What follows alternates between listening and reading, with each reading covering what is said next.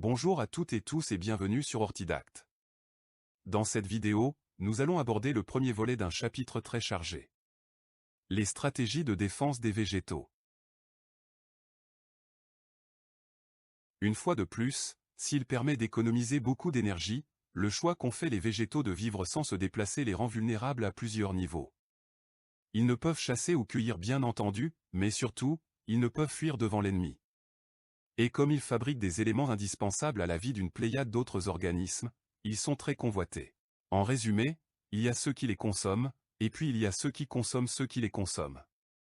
Tout cela pour bénéficier directement ou indirectement de leur production vitale, le sucre, des vitamines et des minéraux.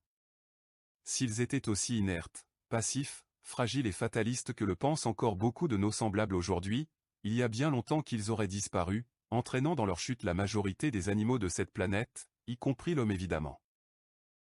La nature étant souvent cruelle, on penserait bien qu'elle peut choisir de sacrifier certaines de ses créations à l'épanouissement d'autres, et que de ce choix sont principalement victimes les pauvres plantes sans défense. C'est bien mal la connaître, car parallèlement, elle protège tout ce qui mérite de l'être. Nous allons voir, au fil des quelques vidéos qui illustreront ce chapitre, que les moyens de défense développés par les végétaux vont du plus simple, au plus sophistiqué, voire au plus époustouflant. La découverte de l'un d'entre eux a même généré des expériences qui ont abouti à une conclusion qui, il y a moins d'un siècle, aurait suffi à propulser les observateurs au fin fond d'un asile. Cette première vidéo sera consacrée au moyen probablement le plus répandu chez les plantes pour se défendre de leurs prédateurs herbivores. L'empoisonnement. Parmi les près de 400 000 espèces de végétaux vasculaires, phanérogames et ptéridophytes confondus, recensés sur Terre, moins de 10 000 sont utilisés dans l'alimentation humaine et animale. Toutes les autres sont impropres à la consommation, le plus souvent du fait de leur toxicité.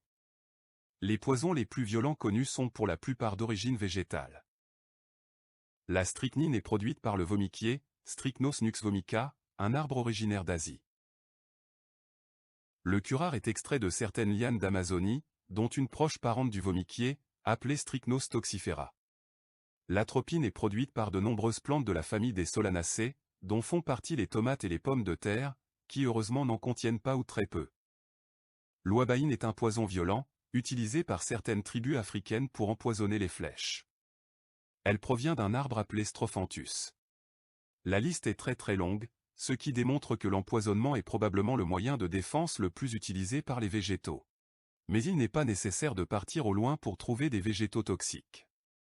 Nous sommes entourés de plantes dangereuses, dans nos campagnes et nos jardins. En voici 20, parmi les plus communes. Soulignons cependant, que la plupart des plantes toxiques sont également médicinales. C'est une question de dose et de cas cliniques. Il n'est donc pas question d'éradiquer ces plantes, qui de plus, si vous ne les consommez pas, restent inoffensives. L'Aconitum napellus, ou aconite, ou encore, casque de Jupiter, est une magnifique plante vivace pouvant atteindre 1 mètre à 1,20 m de hauteur. Elle contient malheureusement de l'aconitine, et 2 à 10 grammes de cette plante peuvent entraîner la mort par fibrillation ventriculaire. Les premiers symptômes sont des tremblements, spasmes, convulsions, dilatation de la pupille et finalement, perturbation très grave du rythme cardiaque. C'est l'une des plus dangereuses plantes d'Europe. Le Lonicera xylosteum, ou chèvrefeuille, arbuste aux fleurs très jolies, dont l'odeur est très agréable, contient des saponosides, principalement dans ses baies très attirantes qui ressemblent à de petites groseilles. La consommation d'une vingtaine de ces baies peut provoquer de la tachycardie, puis de l'arythmie cardiaque aboutissant à un coma. Le Conium maculatum, ou Sigut tacheté, est une grande ombellifère, fréquente le long des chemins. Elle contient notamment de la conine. Quelques grammes seulement de plantes fraîches ou de graines peuvent entraîner la mort par paralysie généralisée.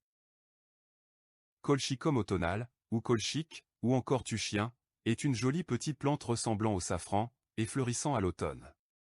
Elle contient de la colchicine. L'ingestion d'une faible quantité de cette plante, voire même d'une seule fleur, peut provoquer de graves problèmes respiratoires entraînant la mort par asphyxie. Le Datura stramonium, ou herbe au fou, est une plante d'environ 1 mètre de hauteur, parée de grandes fleurs en trompettes de 10 à 15 cm de long, qui produiront de gros fruits verts, généralement couverts d'épines. On peut la rencontrer partout où le sol lui convient, y compris dans un potager.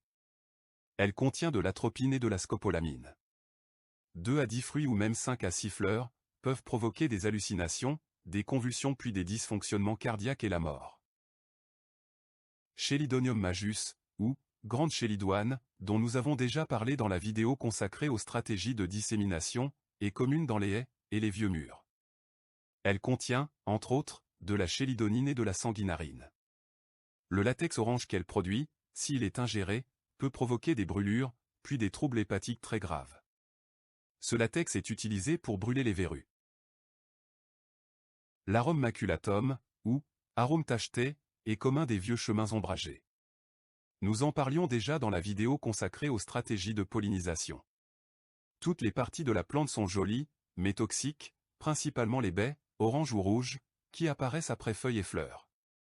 L'ingestion de feuilles, ou pire, de baies, provoquera tout d'abord brûlure et œdème de la gorge, pouvant provoquer une asphyxie. En cas de dose élevée, on peut assister à de graves troubles cardiaques.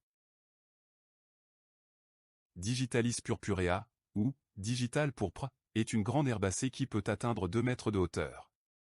On la trouve dans les clairières, mais aussi dans les jardins ornementaux, car ses inflorescences sont très décoratives. Elle contient, entre autres, de la digitaline. 40 g de feuilles fraîches, ou 8 g de feuilles séchées, peuvent provoquer la mort d'un humain adulte par infarctus. Elle est cependant utilisée pour soigner les problèmes de tachycardie, sous surveillance médicale bien entendu. Solanum dulcamara, ou douce amère, est une petite plante ligneuse, rampante ou grimpante, assez commune dans les haies ensoleillées. Elle propose de petites fleurs mauves puis des fruits oblongs, rouges vifs à maturité. Toute la plante est toxique, mais ce sont principalement les baies encore vertes, qui contiennent de la solanine et de l'atropine. 10 à 15 peuvent tuer un adulte par destruction des globules rouges et dysfonctionnement cardiaque. Comme c'est souvent le cas, elle est également médicinale.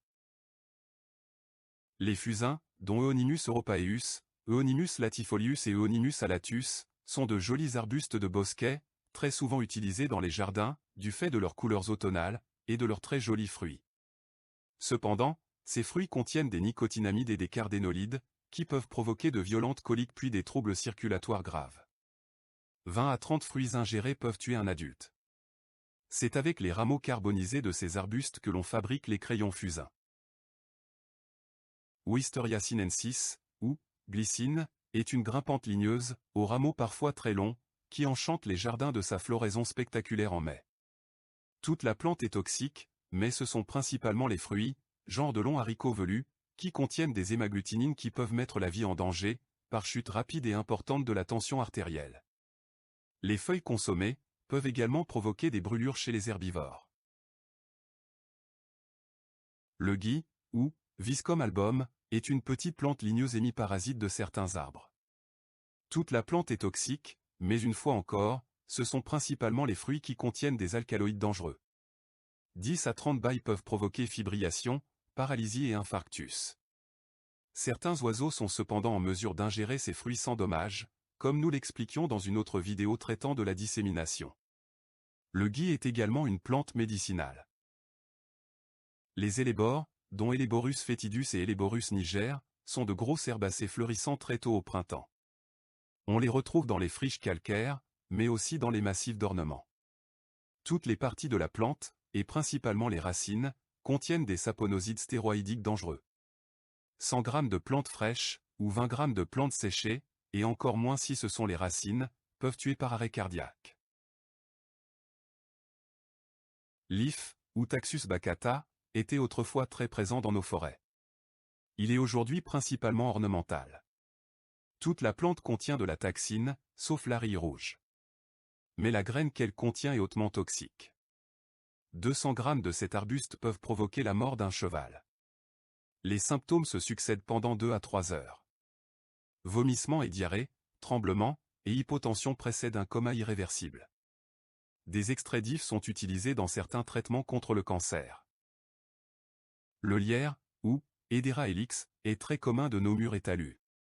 Ce sont principalement ces fruits qui contiennent des saponosides toxiques, dont l'hédérasaponine, qui peuvent provoquer tout d'abord des brûlures des muqueuses de la bouche, puis des hallucinations, suivi de convulsions puis coma et mort par asphyxie. 5 à 10 baies matures peuvent tuer un humain adulte. Le lierre présente cependant de nombreuses propriétés médicinales.